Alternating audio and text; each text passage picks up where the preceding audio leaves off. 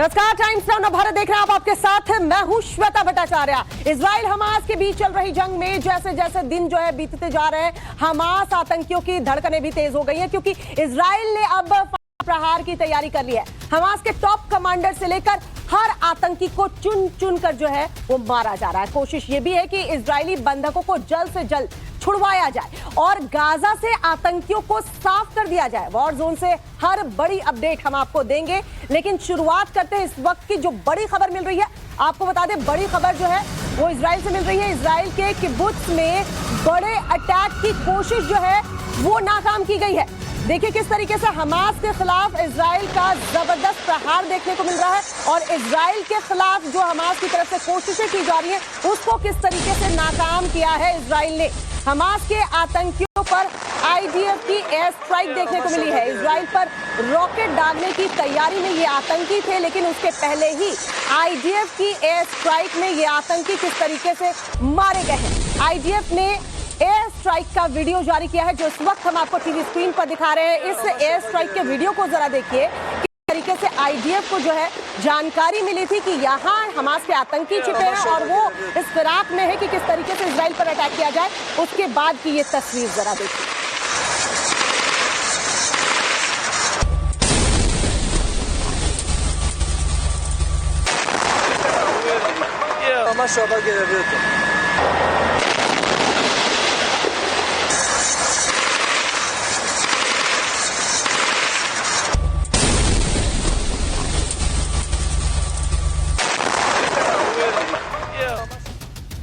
तो गाजा में इजराइल का देखिए ग्राउंड ऑपरेशन किस तरीके से जारी है। यहां से जो तस्वीरें सामने आ रही हैं वो हम आपको दिखा रहे हैं। इजराइल किस तरीके से एक के बाद एक अटैक जो है वो गाजा पर कर रहा है। आईडीएफ के एक्शन की नई तस्वीर सामने आई है, वो तस्वीर भी हम आपको दिखाएंगे। किस तरीके से आतंकियों के ठिकानों को तबाह करने का काम लगातार जारी है। हमास के जबरा तेल अहलू बटालियन पर अटैक जो है वो इजराइल की तरफ से किया गया है। इजरायली एक्शन में कई टॉप कमांडर जो है मारे गए हैं और इजराइल ने इस बात का दावा किया है कि हमास के कई टॉप कमांडरों को इजरायली सेना ने मार गिराया है। ये 6 तस्वीर इस वक्त आपके टीवी स्क्रीन पर, जरा इन तस्वीरों को गौर से देखिए। हम अलग अलग कैमरा एंगल से आपको तस्वीर दिखा रहे हैं। गाजा पर किस तरीके से इजराइल का एक्शन जारी है और किस तरीके से हमास के आतंकियों के टॉप कमांडर को चुन चुन कर अब इजरायली सैनिक जो है वो निशाना बना रहे हैं। आईडीएफ की तरफ से जो एक्शन लिया जा रहा है वो ताबड़तोड़ एक्शन इधर उधर नहीं लिया जा रहा, बल्कि एक सटीक जानकारी होती है और उसी पॉइंट पर देखिए तबाही की तस्वीर देखने को मिलती है। किस तरीके से एयर स्ट्राइक किया जाता है, ग्राउंड ऑपरेशन में भी देखने को मिल रहा है। आईडीएफ जो है वो लगातार एक्शन लेते हुए नजर आ रही है।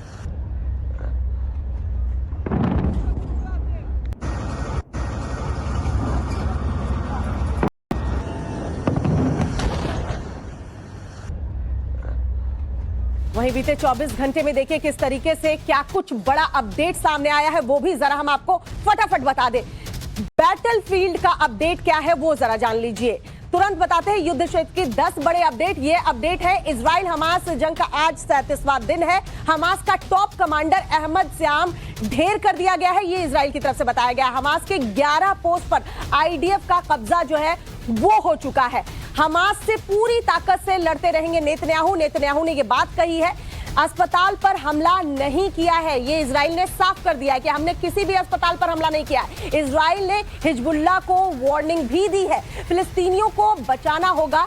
ईरान की तरफ से ये बातें कही गई हैं। गाजा में युद्ध रुकना ही चाहिए, सऊदी प्रिंस कह रहे हैं, क्योंकि ये मुस्लिम देशों की मीटिंग हुई थी जिसमें तमाम ये बातें कही गई जो हम आपको बता रहे हैं। युद्ध पर तुर्की ने इंटरनेशनल सम्मेलन जो है वो बुलाई है।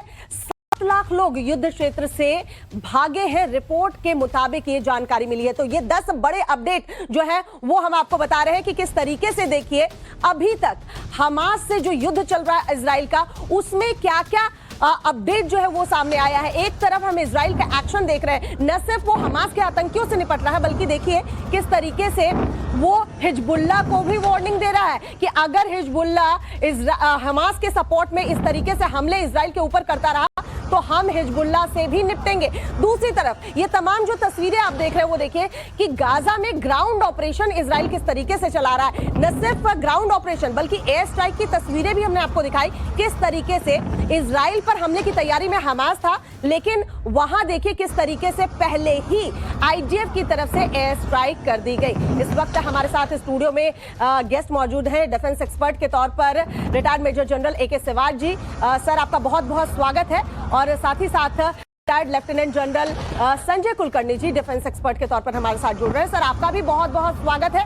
आप दोनों को पहले सर दिवाली की बहुत बहुत बधाई। लेकिन आज के दिन भी हम जिस तरीके से इजराइल हमास के युद्ध की अपडेट अपने दर्शकों को दे रहे हैं, AK सेवाग साहब आपके पास आते हुए किस तरीके से जो तस्वीरें वहां से सामने आ रही हैं, गाजा पर एक के बाद एक अटैक जो इजराइल की तरफ से किए जा रहे हैं, खुद नेतन्याहू कह चुके हैं कि अब हमें हमास से डरने की जरूरत नहीं है। तो क्या वो स्थिति आ चुकी है कि हमास पर पूरी तरह से इजराइल का कंट्रोल हो गया है, या टॉप कमांडरों को पूरी तरह से निस्तेनाबूद इजराइल ने कर दिया है, या सिर्फ नेतन्याहू जानबूझ के ऐसा स्टेटमेंट दे रहे हैं ताकि मोरल डाउन हो जाए?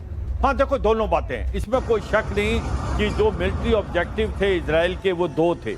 एक तो किसी तरीके से हमास की जो मिलिट्री कैपेबिलिटी को बिल्कुल नष्ट करना, और दूसरा मिलिट्री ऑब्जेक्टिव था कि जो 240 के करीब हॉस्टेजेज हैं उनको छुड़ाना। जो पहला ऑब्जेक्टिव है इसमें कोई डाउट नहीं है, 70 से 80% जो मिलिट्री स्ट्रेंथ है और उसकी जो मिलिट्री पावर थी हमास की, उसको बर्बाद कर दिया इजराइल ने। जिस प्रकार से बड़ा सिस्टमेटिकली उसने ग्राउंड ऑफेंसिव किए और अभी गाजा सिटी को भी घेर लिया, और जो इसके सबसे बड़े बड़े कमांडर थे जैसे याह्या सिनवार उसको भी मार गिरा, और वो अब बिल्कुल ग्राउंड ऑफेंसिव के अंत के चरण में है। इसमें कोई शक नहीं कि जो हमास की मिलिट्री कैपेबिलिटी है ऑलमोस्ट खत्म हो गई है।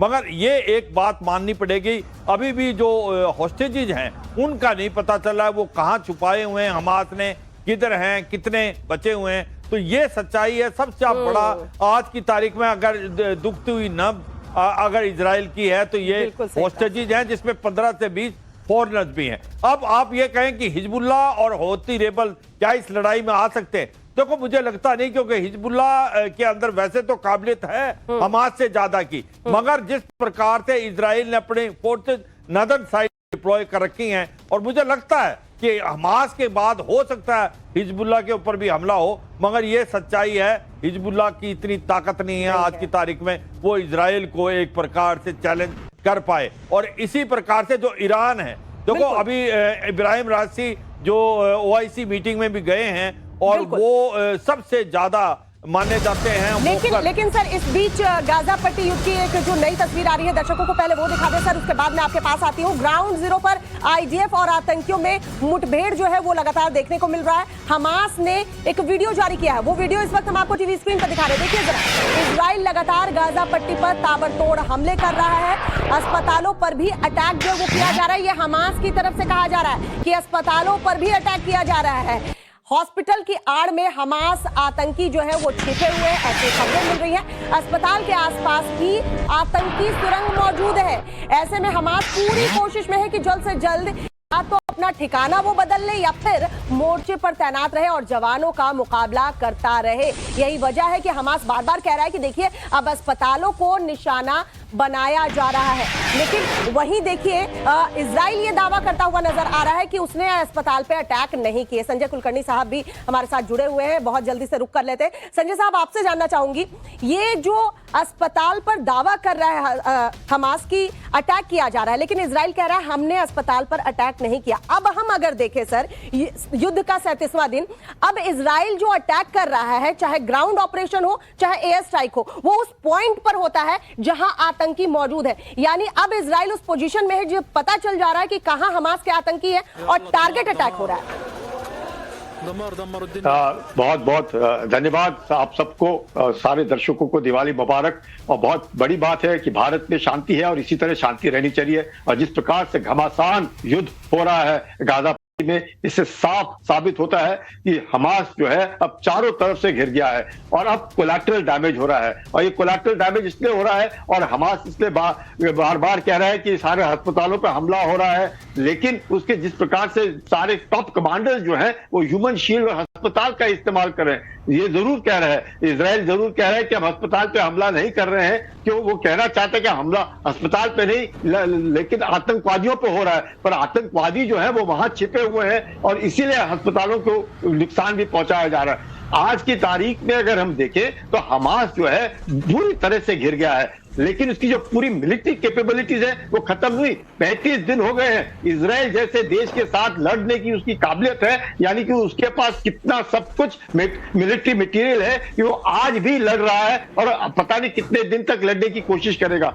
तो ये बहुत जरूरी है कि इजराइल भी समझता है कि जब तक हमास का खात्मा नहीं होगा, जब तक कि उसके हर एक नहीं मारे जाएंगे। आज की तारीख में 11-12 हजार फिलिस्तीनी मारे जा चुके हैं। अगर ये 12 हजार सारे के सारे इनके आतंकवादी होते जिनकी संख्या 30-40 हजार है तो शायद फायदा होता, लेकिन वो हो नहीं रहा। यानी कि ये चाहे वो सुरंगों में घुसे हुए हैं, लेकिन इजराइल को अब अगले 96 घंटे हैं जिसके अंदर उसने करना है, क्योंकि इजराइल के ऊपर जबरदस्त इंटरनेशनल प्रेशर आ रहा है कि जब तक वो लड़ाई नहीं रोकेंगे तो शायद अलग थलग पड़ जाएगा इजराइल। इसको मद्देनजर इजराइल हमास को जल्दी से जल्दी खत्म करेगा। यकीन कर रहा है इजराइल का टारगेट है कि वो हमास को जल्दी से जल्दी खत्म करे, उन आतंकियों को खत्म करे। लेकिन देखिए सर, एक तरफ हम देखें अरब देश एकजुट हो रहे हैं। सऊदी अरब के क्राउन प्रिंस ने ओआईसी और अरब लीग की बैठक में बड़ा बयान दिया है। वो बयान क्या आपको बता दें, क्राउन प्रिंस मोहम्मद बिन सलमान ने बंधकों को छोड़ने की वकालत की है। मोहम्मद बिन सलमान ने मीटिंग में बंधकों को छोड़ने का प्रस्ताव रखा। गाजा में बंधक बनाए गए लोगों को रिहा किया जाए, ये सऊदी के क्राउन प्रिंस जो है वो कह रहे हैं। अब सवाल ये उठता है कि देखिए किस तरीके से अरब देश एक होकर, पहले ईरान, तुर्की और अब सऊदी के प्रिंस जो है वो ये कह रहे हैं कि जो लोग बंधक बनाए हैं उन्हें छोड़ा जाए। तो इसका मतलब समझिए किस तरीके से मुस्लिम देश एक साथ फिलिस्तीनियों को बचाने की बात कर रहे हैं। चलिए अब ग्राफिक्स के जरिए आपको समझाते हैं सऊदी अरब के क्राउन प्रिंस के बयान के मायने क्या है और इसका कितना असर जो है वो पड़ सकता है, वो जरा समझ लीजिए। बंधकों को छोड़ने वाले बयान पर हमास पर मनोवैज्ञानिक दबाव जो है वो बढ़ सकता है।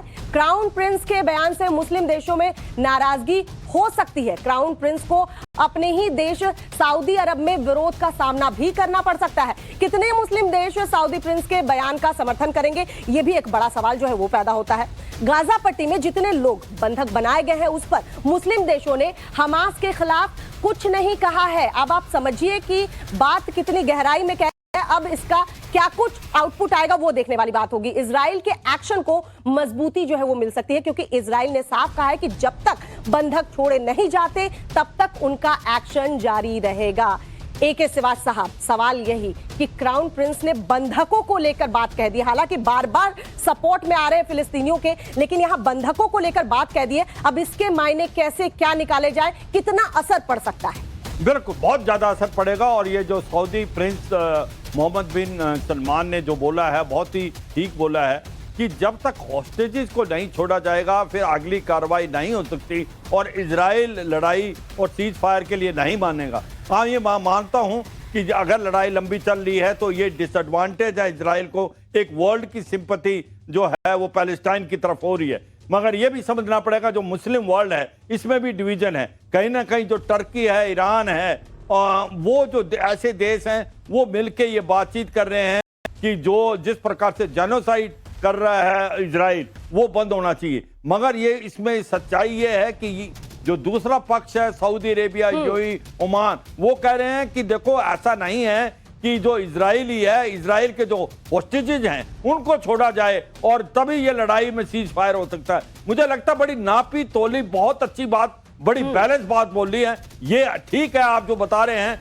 मुझे लगता है ओआईसी में भी अभी दरार है, सब इकट्ठे नहीं हैं और कुछ एक देश खड़े हुए हैं सऊदी के साथ, यूएई, ओमान, जो इस लड़ाई को लार्जर पिक्चर देख रहे हैं। वो देख रहे हैं कि ये लड़ाई अगर बंद होनी है तो होस्टेजेस को छोड़ना पड़ेगा हमास को, और मुझे लगता है एक बहुत प्रेशर होगा हमास पे। के बीच भी कहीं ना कहीं फूट पड़ती हुई नजर आ रही है। सऊदी प्रिंस जो बातें कह रहे हैं उससे कहीं ना कहीं अलग अलग देश अलग अलग तरह से रिएक्ट भी करेंगे। सर आपके पास लौटूंगी, लेकिन फिलहाल एक और बड़ी खबर जो आ रही है दर्शकों को वो बता दें। रियाद में ओआईसी की बैठक में ईरानी राष्ट्रपति इब्राहिम रईसी ने बड़ा बयान दिया है। ईरान ने इजराइल को फ्यूल सप्लाई रोकने की मांग की है। इसके लिए ईरानी राष्ट्रपति मुस्लिम देशों की बैठक में प्रस्ताव भी रखा। इसके अलावा ईरान ने सभी मुस्लिम देशों को चेतावनी देते हुए इजराइल से सभी तरह के रिश्ते तोड़ने की वार्निंग दे दी। हालांकि ईरान के बयान पर मुस्लिम देश एक नजर नहीं आ रहे। ईरानी राष्ट्रपति ने इस बैठक को इतना अहम माना कि पिछले 11 सालों में पहली बार कोई ईरानी राष्ट्रपति सऊदी अरब पहुंचा है। तो आप समझ लीजिए कि ईरान के राष्ट्रपति एक तरीके से अपने बातों को भी रख रहे हैं और एक तरीके से धमकी भी दे रहे हैं मुस्लिम देशों को कि इजराइल से सारे रिश्ते नाते तोड़ लीजिए, फ्यूल सप्लाई मत दीजिए।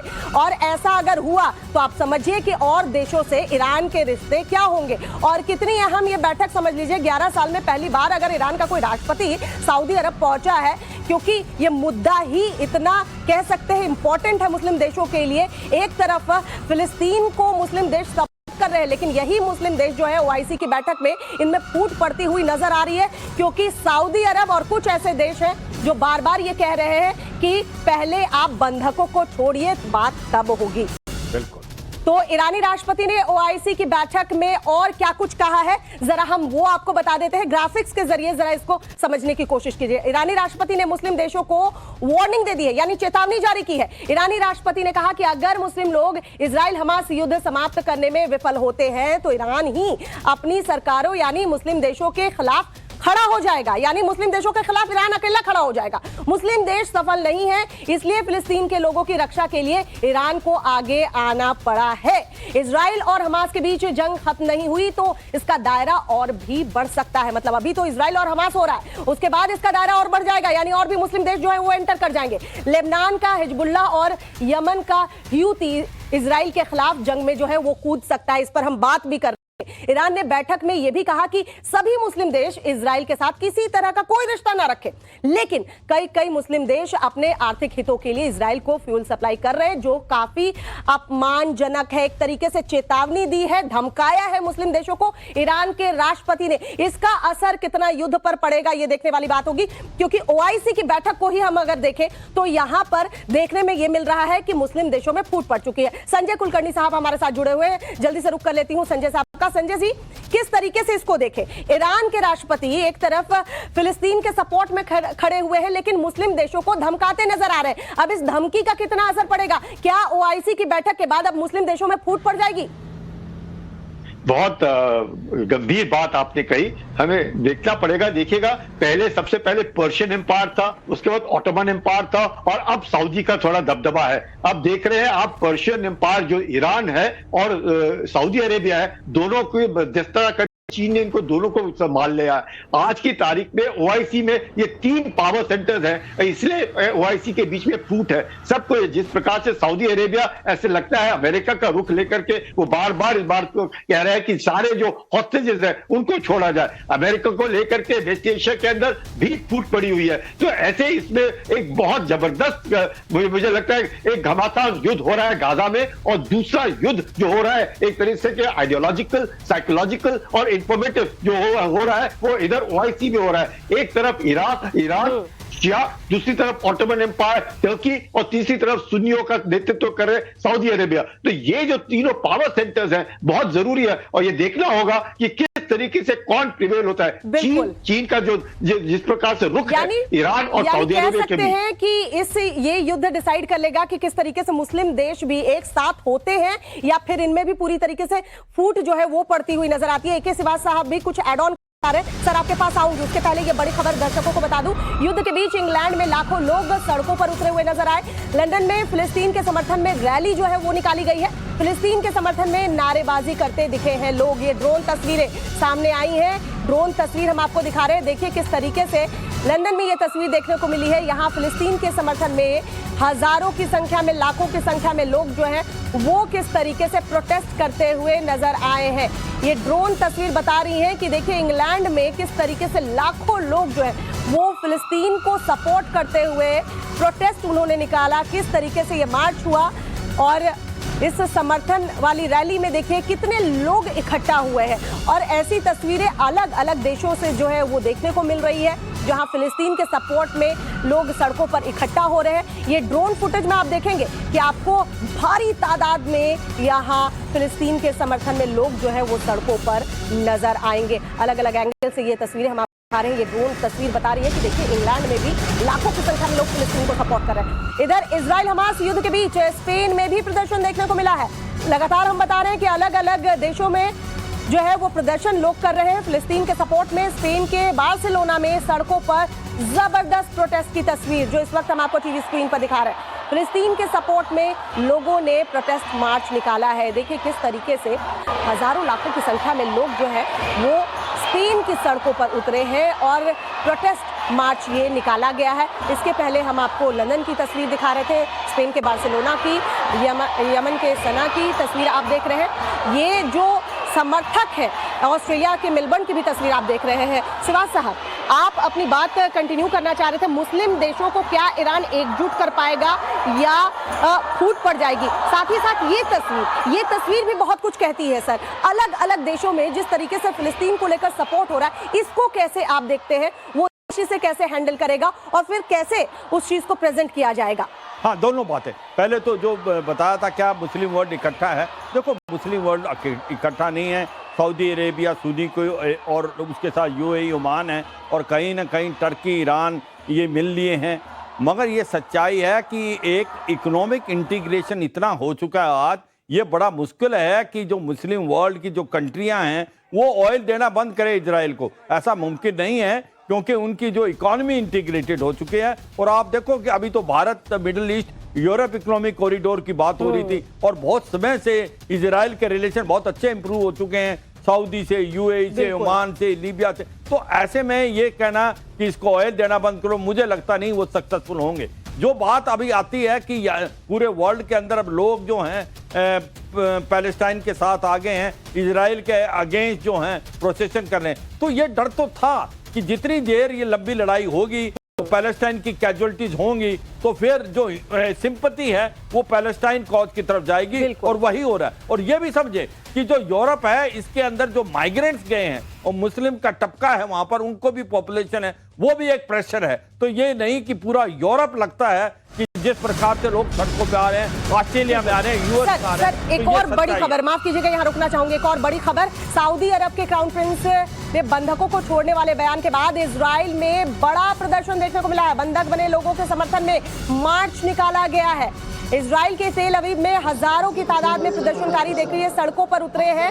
बंधक बनाए गए लोगों के समर्थन में प्रदर्शनकारियों ने ये मार्च निकाला। हमास ने 200 से ज्यादा इजरायलियों को बंधक बना रखा है और सऊदी अरब की तरफ से जब क्राउन प्रिंस ने ये बातें कही कि बंधकों को रिहा किया जाए, सर एक मेजर फॉल्ट जो देखने को मिल रहा है, कुलकर्णी साहब आपके पास आऊंगी। गाजा में हम ग्राउंड ऑपरेशन देख रहे हैं, बावजूद इसके हॉस्टेजेस कहां रखे गए ये पता नहीं पाना, और ऐसे में सऊदी के क्राउन प्रिंस ने बंधकों को छोड़ने की जो बात कर ली, कैसे देखते हैं इसको कि क्या इस बात को मुद्दा बना के इजराइल जो है वो सिंपैथी ले पाएगा? जिस तरीके से हम फिलिस्तीन के समर्थन में प्रोटेस्ट देख रहे हैं, क्या इसको लेकर भी दुनिया के देश जो है बात करेंगे?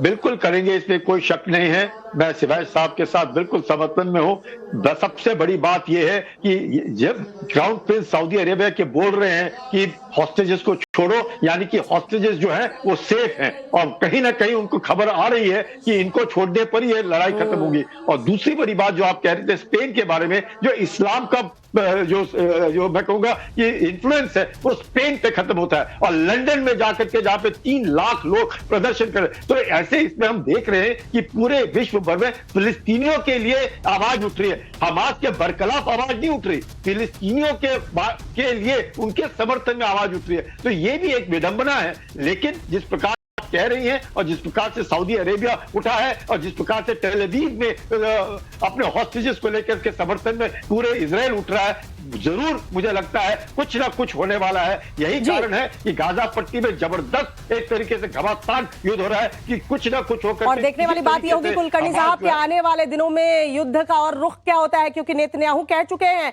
कि अब गाजा में हमास से हमें डरने की जरूरत नहीं है। तो क्या युद्ध विराम अब जल्द ही होगा? जो ऑपरेशन लेके नेतन्याहू चालू चले थे, क्या वो जल्द पूरा होने वाला है? बहुत बहुत शुक्रिया संजय साहब और सिवा साहब हमारे साथ जुड़ने के लिए। फिलहाल खबरें लगातार जारी हैं, अपडेट हम आपको लगातार देते रहेंगे। इजराइल हमास युद्ध से जुड़ी हुई, बने रहिए टाइम